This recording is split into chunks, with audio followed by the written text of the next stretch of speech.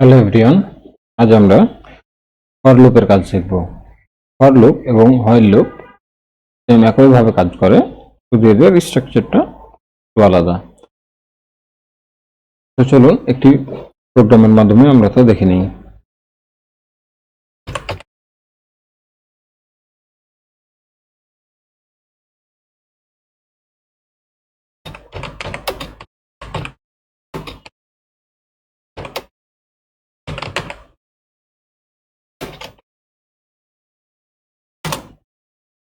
ইউজারের input আমরা একটি ভেরিয়েবলের মধ্যে আবার স্টোর করব।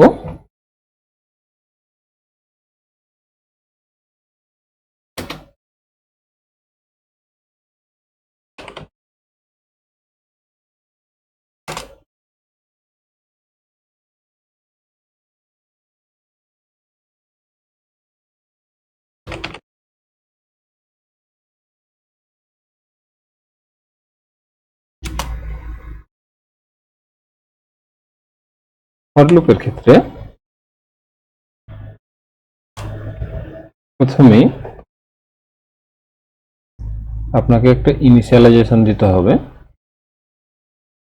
দেন তার সাথে আপনি যেটা চেক করতে চান অর্থাৎ কন্ডিশন দিতে হবে, এবং এই জায়গায় আপনাকে ইনক্রিমেন্ট অথবা ডিক্রিমেন্টের কথা বলে দিতে হবে।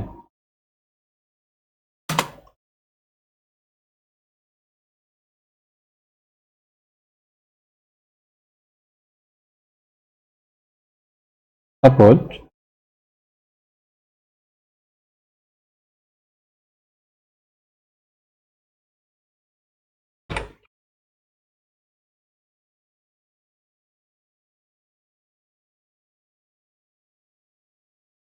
আপনি এখানে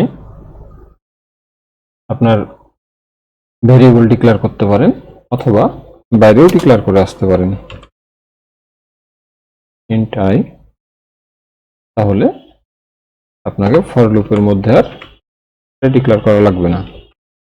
এখন আমরা যদি আই এর মান প্রিন্ট দিতে চাই তাহলে আবারও আই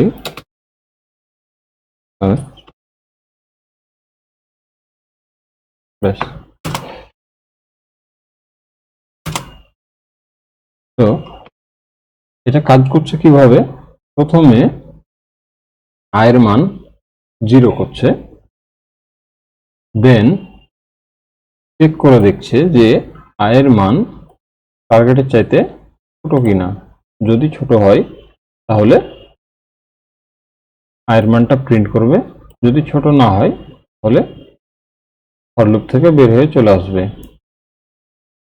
যদি আই এর মানটা ছোট হয় দেন আই এর মান প্রিন্ট করার পর আই এর মান 1 বাড়িয়ে দেবে, দেন আবারও আই এর মান টার্গেটের সাথে চেক করে দেখবে। যদি ট্রু হয় দেন আবারও আই এর মান প্রিন্ট করবে এবং আবারও আই এর মান 1 বাড়িয়ে দেবে। সেম এভাবে যতক্ষণ পর্যন্ত আমাদের কন্ডিশন ট্রু হবে ততক্ষণ পর্যন্ত আমাদের আই এর মান প্রিন্ট করবে। চলুন আমরা একবার রান করে দেখি। সাপোজ আমরা 10 ইনপুট দিলাম, তাহলে আমাদের প্রথমে আই এর মান 0, চেক করে দেখছে target equals to 10, I equals to 0, অতএব কন্ডিশন ট্রু আছে, তাই আই এর মানটা একবার প্রিন্ট দিচ্ছে। আবারও আই এর মান 1 বাড়িয়ে দিয়েছে, 0 সাথে 1 যোগ করে 1 করলো। আবারও আই এর মান দেখছে 1 এবং টার্গেট 10, সো আই এর মান টার্গেটের চাইতে ছোট। আবারও আই এর মান প্রিন্ট করছে। এভাবে 9 পর্যন্ত যাচ্ছে এবং আই এর মান 9 প্রিন্ট করার পর আবারও 1 বাড়িয়ে দিচ্ছে। যখন আই এর মান 10 হচ্ছে টার্গেটের সাথে আই এর মান কম্পেয়ার করছে এবং দেখছে টার্গেটের মান 10 এবং আই এর মানও 10, দুইটা সমান হয়ে গেছে। অতএব টার্গেটের মান যেহেতু আই এর মানের সমান এবং আই এর মান যেহেতু টার্গেটের মানের চাইতে ছোট নয়, যেহেতু সে ফর লুপের বাইরে চলে আসছে।